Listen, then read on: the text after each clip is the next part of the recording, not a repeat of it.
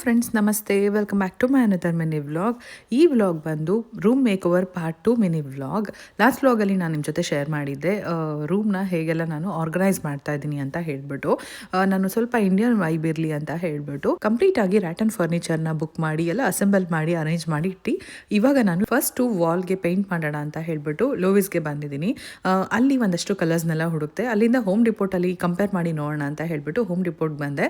ಅಲ್ಲಿಗಿಂತ ಸ್ವಲ್ಪ ಕಮ್ಮಿಗೆ ಸಿಕ್ತು. ಸೊ ಇಲ್ಲಿ ನಾನು ಪೇಂಟ್ ಆಗಿರ್ಬೋದು, ಬ್ರಷ್, ಅದಾದಮೇಲೆ ರೋಲರ್, ಏನೇನು ಬೇಕು ಎಲ್ಲ ತೊಗೊಂಡು ಮತ್ತು DIY ಮಾಡೋಣ ಅಂತ ಸ್ವಲ್ಪ ವುಡ್ ಮೋಲ್ಡಿಂಗ್ಸ್ ಕೂಡ ತೊಗೊಂಡಿದ್ದೀನಿ. ಇದೆಲ್ಲ ಶಾಪಿಂಗ್ ಮಾಡಿ ಸ್ವಲ್ಪ ಹೊಟ್ಟೆ ಹಶ್ವಾಗ್ತಾ ಇತ್ತು. ಮಕ್ಕಳು ಸ್ನ್ಯಾಕ್ಸ್ ಬೇಕು ಹೊರಗಡೆಯಿಂದ ಅಂತ ಹೇಳ್ತಾ ಇದ್ರು. ಅವ್ರಿಗಾಗಿ ಒಂದು ಸ್ವಲ್ಪ ಸ್ನ್ಯಾಕ್ಸ್ ಎಲ್ಲ ಕೊಟ್ಬಿಟ್ಟು ನಾನು ತಿಂದ್ಬಿಟ್ಟು ಮತ್ತೆ ನೆಕ್ಸ್ಟ್ ಡೇ ವಾಲ್ ಪೇಂಟ್ ಮಾಡಿಬಿಡೋಣ, ಅದಾದಮೇಲೆ ಈ ರೀತಿ ಸಿಂಪಲಾಗಿ ಡಿಸೈನ್ ಮಾಡಿಬಿಡೋಣ ಗೋಡೆಗೆ ಅಂತೆಲ್ಲ ಹೇಳ್ಬಿಟ್ಟು ಚೆಕ್ ಮಾಡ್ತಾ ಇದ್ದೆ.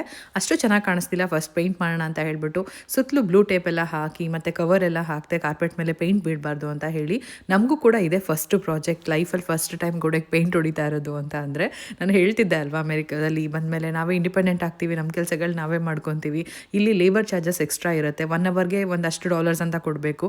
ಅಷ್ಟೆಲ್ಲ ದುಡ್ಡು ಖರ್ಚು ಮಾಡೋ ಬದಲು ನಾವೇ ಮಾಡ್ಕೊಳ್ಳೋಣ, ನಾವೇ ಮಾಡಿದ ಕೆಲಸ ಒಂಥರ ಸ್ಯಾಟಿಸ್ಫ್ಯಾಕ್ಷನ್ ಅಲ್ವಾ. ಸೊ ಆ ರೀತಿ ಇನ್ನೂ ಸ್ವಲ್ಪ ಡೆಕೋರ್ ಪೀಸಸ್ ಬೇಕಾಗಿತ್ತು. ಟಾರ್ಗೆಟ್ಗೆ ಹೋಗ್ಬಿಟ್ಟು ರ್ಯಾಟನ್ನಲ್ಲೇ ಸ್ವಲ್ಪ ಫ್ರೇಮ್ಸು ಮತ್ತು ಜ್ಯುವೆಲ್ರಿ ಬಾಕ್ಸ್ ಆ ಥರದ್ದೆಲ್ಲ ತೊಗೊಂಡು ಬಂದೆ. ಸೊ ಫೈನಲಿ ನೋಡ್ತಾ ಇದ್ದೀರಾ ಈ ರೀತಿ ಬಂದಿದೆ. ಸೇಜ್ ಗ್ರೀನ್ ವಾಲ್ ಪೇಂಟ್ಗೆ ಅಬ್ಸ್ಟ್ರಾಕ್ಟ್ ಡಿಸೈನ್ನ ಈ ರೀತಿ ವಾಲ್ಗೆ ಮಾಡಿದ್ದೀವಿ. ಪಾರ್ಟ್ 3ನಲ್ಲಿ ಹೇಗೆ ಬಂದಿದೆ ಅಂತ ಶೇರ್ ಮಾಡ್ತೀನಿ. Thank you.